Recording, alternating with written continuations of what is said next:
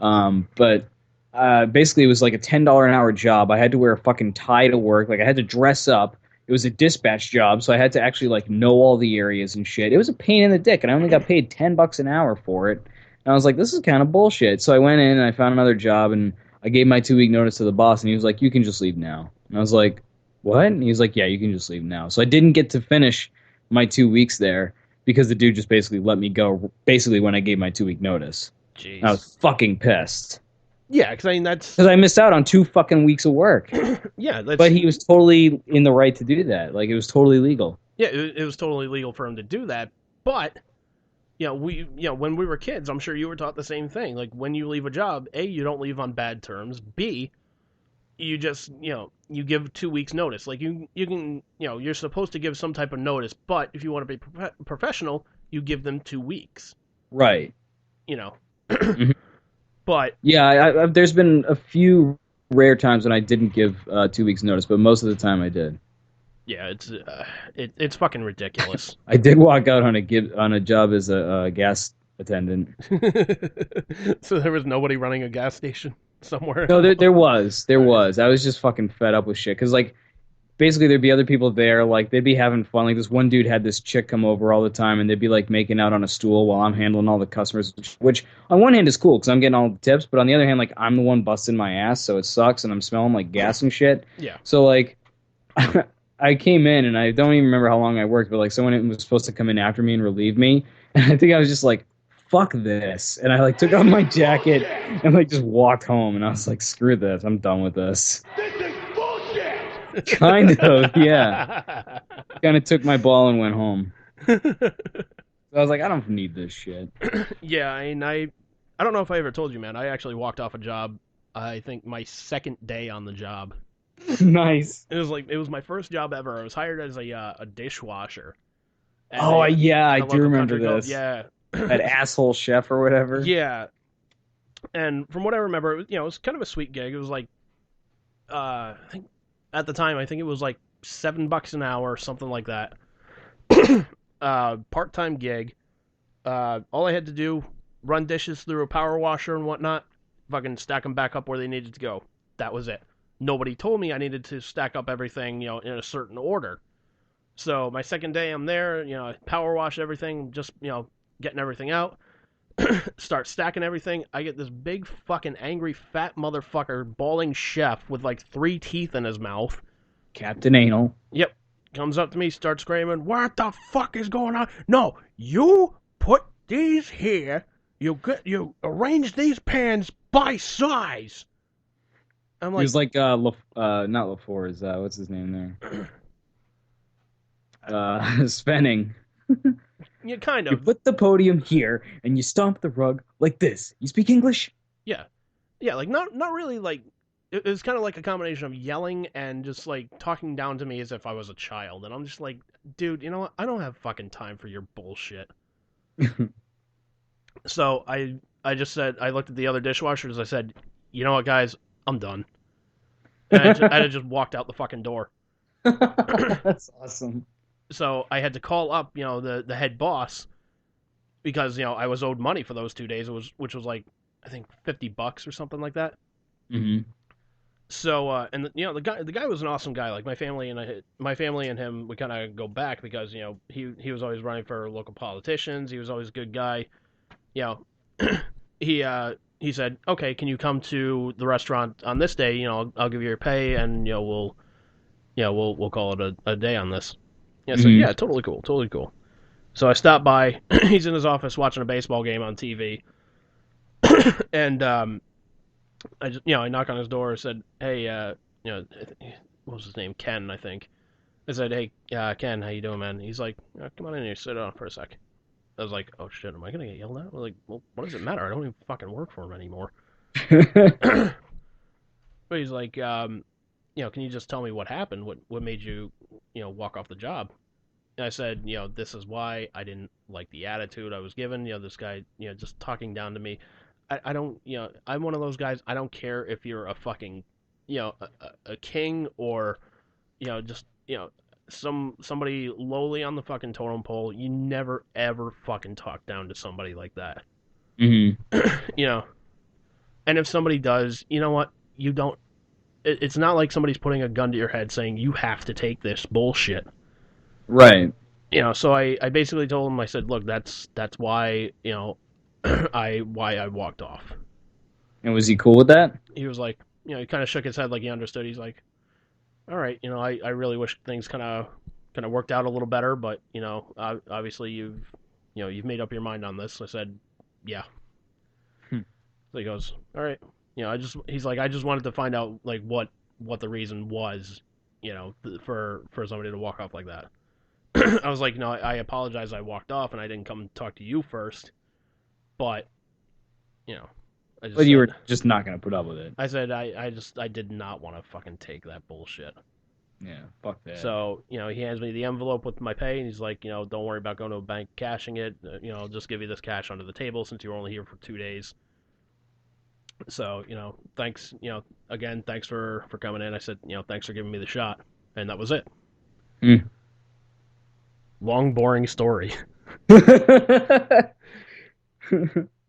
Well, let's shift gears back to the DJ thing. So do you think that there is never going to be a world without terrestrial radio and DJs as we know it?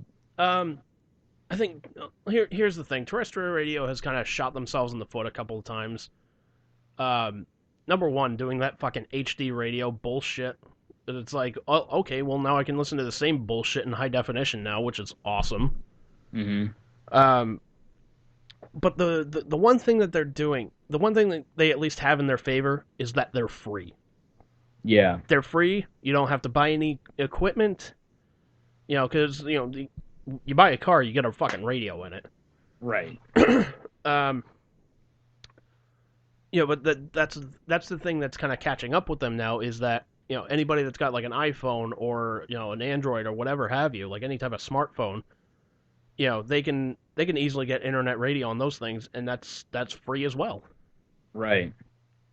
So, and that, granted, okay, yeah, you got to get a new phone every now and then, but still, that's one of those things that's kind of catching up with them. Yeah. I don't know where I would stand. I think it's for me, it's really hard to picture a world without terrestrial radio and without DJs, like radio as we know it.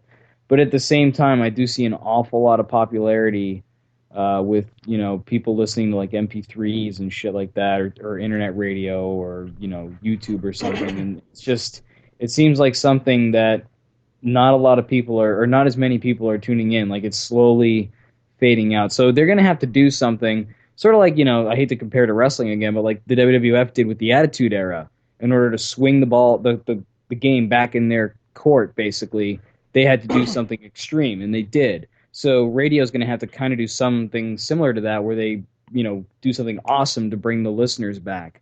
Because otherwise, I think it might not be so good for terrestrial radio. Right, but here's the thing, too. Like, the terrestrial radio, another thing terrestrial radio kind of shot themselves in the foot over is that, like, any DJ that got, like, national attention for being, like, a quote-unquote shock jock, which, they weren't trying to be shocking at all. They were just going, like, they were talking about everyday subjects. Like Stern. like Stern, like Bubba the Love Sponge. Mm-hmm. Guys like that. They basically, like, shut the door on them. Like, oh, you guys are vulgar. We don't want to talk to you guys. We get fined by the FCC. It's like, well, the FCC, the board of officials that A, were not elected into, B, that, never were asked for. And, the thing is, like, if you want to go, you can actually, like, curse and swear all you want on cable TV. It's perfectly okay. Nobody does it, though, because they're afraid, like, oh, well, we're going to get fined. And the reason it's okay for you to do it is because it's a pay service. Yeah, but they bleep it out and shit. Like, they don't air it. Exactly. They'll bleep it out because they're like, well, it's a swear word. We're gonna get in trouble. It's like, well, you can actually fucking do this. Hence why, like HBO, for example, they can swear all they fucking want. Right. But you got to pay even more for right. that. South Park, they're able to swear unfiltered. That's true. And now it seems like, to go back to wrestling again, like I watched Raw, I think the last Raw, and I heard Brock Lesnar say bitch. I don't know when the last time I heard someone say bitch on TV was, especially in wrestling. I don't know. It gets even better when The Rock made his comeback, like 2 years ago. I'm trying to think. No, it was like 3 years ago. He was going up in the Royal Rumble. He was going to face CM Punk for the title. uh, Paul Heyman was doing the promos for CM Punk because of that fucking angle, and The Rock would always call him fucking Twinkie tits. And I'm just like, wait, he can say tits on TV? They're not going to bleep that out in this PG friendly WWE version? Yeah, seriously. I'm like, that's kind of fucking cool. All right. By the way, speaking of wrestling, have you listened to that Good Mic Work at all? No, I haven't. No. You really should, man. I really think you'd dig it. Well, give it a because he's really up to date too. Like he watches the modern product and shit, and he has a lot of good points. I gotta say. Oh, give him a plug, man. Fucking where can people watch it? He's on YouTube is where I check him out.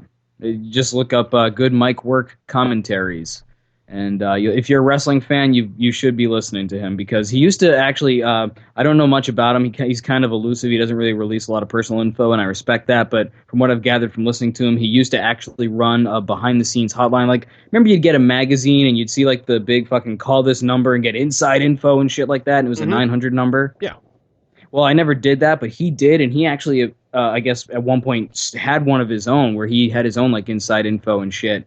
But like he's been watching wrestling since like the 70s, and he's not as up on the modern shit as probably like most people are, but he does still watch the product, and he's pretty smart. And he's got some good points, like especially about John Cena and like people hating John Cena, but he defends Cena a lot, and he has some good points about it. Yeah.